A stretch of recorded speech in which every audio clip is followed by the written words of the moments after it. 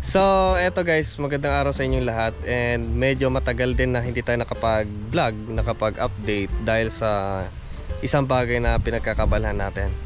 So, eto, consider natin na 25% na yung ating ginagawang project. Eto, nakaka-addict kasi.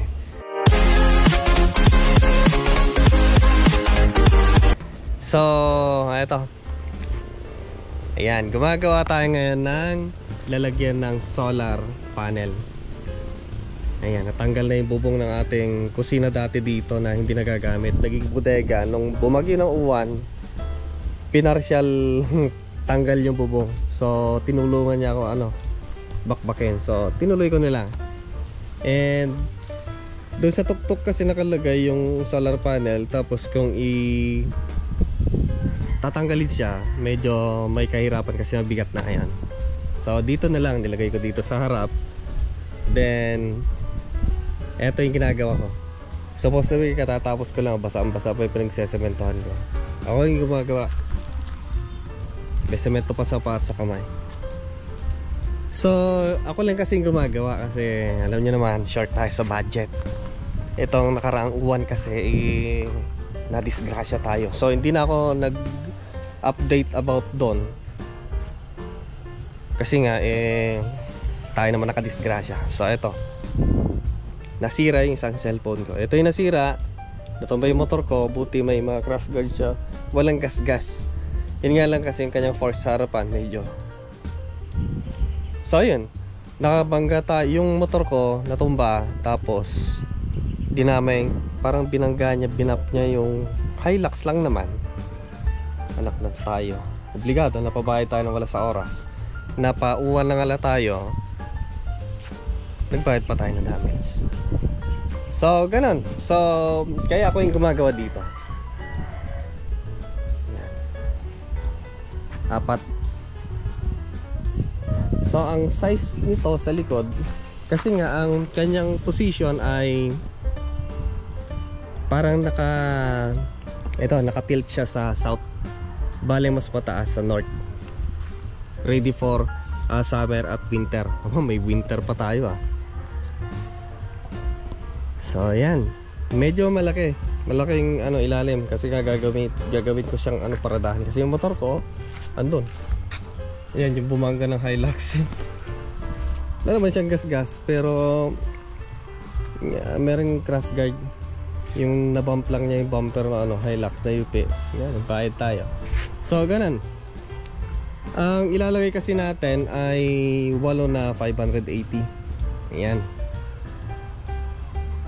So para sa mga gustong bumili ng solar panel, solar setup, magpa-install.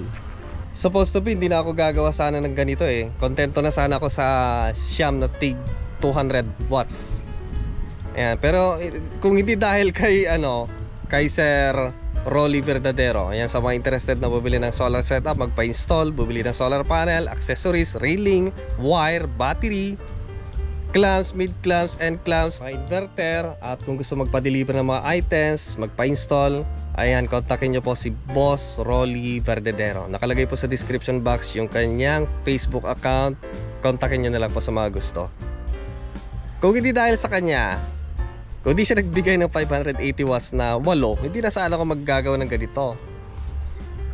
Kasalanan niya eh. Hindi, thank you sir, thank you bro. Ayan, maraming salamat. So eto, ang ilalagay natin ay 8 na solar panel na bifacial. Ayan. So medyo may kalakihan siya, malaki siya guys. Ang poste nito, ang taas ng poste niya ay 7 feet. Tapos dito sa harap ay 7.5.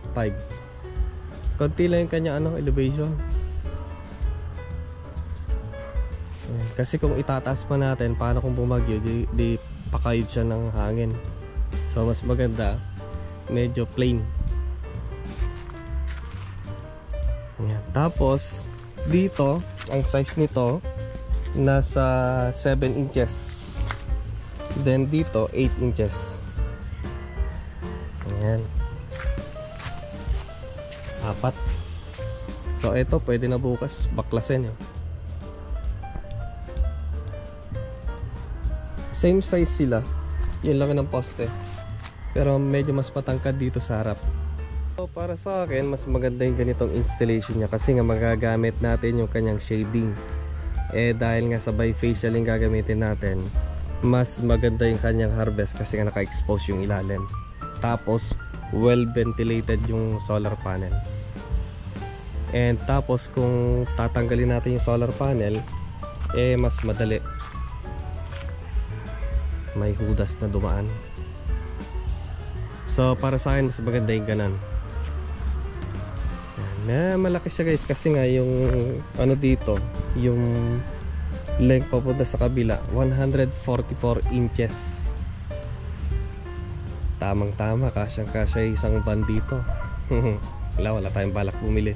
Tapos dito naman hanggang doon 134 inches. Tama, 134, tama. 134 by 144 inches. So ang gagamitin ko mga beam niya ay kahoy na rin. Bakal sana, kaya lang short tayo sa budget. Pag may pera tayo, di saka na natin papalitan. Pero hanggang hindi natin nasusulit yung kahoy muna. Pag medyo sira na siya, saka natin papalitan. Kulang sa budget kasi. Maganda sana kung bakal. Yun nga lang kasi, una brown out. Pag inverter na magagamitin natin, baka masira yung inverter or hindi natin kasi pwedeng tasan yung ampere. So para sa akin okay na yung kahoy, yung beam na gagamitin. Tapos yung kakabitan ng mga railings, eto may railings na dito kompleto na yan. Lahat ay galing kay Boss Rolly.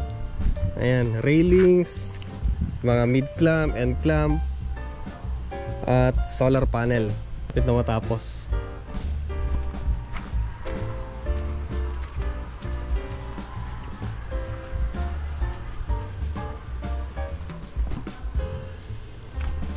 Laking pakinabang yung shade nito.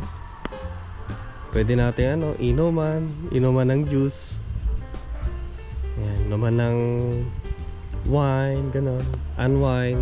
Pwedeng sabitan ng duyan, tulog. Ayan, sa pansamantala kasi ang gagamitin natin mga mid clamp ay aluminum. Then pag magka-budget tayo yung underclamp na para dikit-dikit yung solar panel. And pag may budget, lalagyan natin yung mga mga dikitan niya ng rubber para hindi tutulo. O di pwede natin pwede natin mag-touching sa ilalim.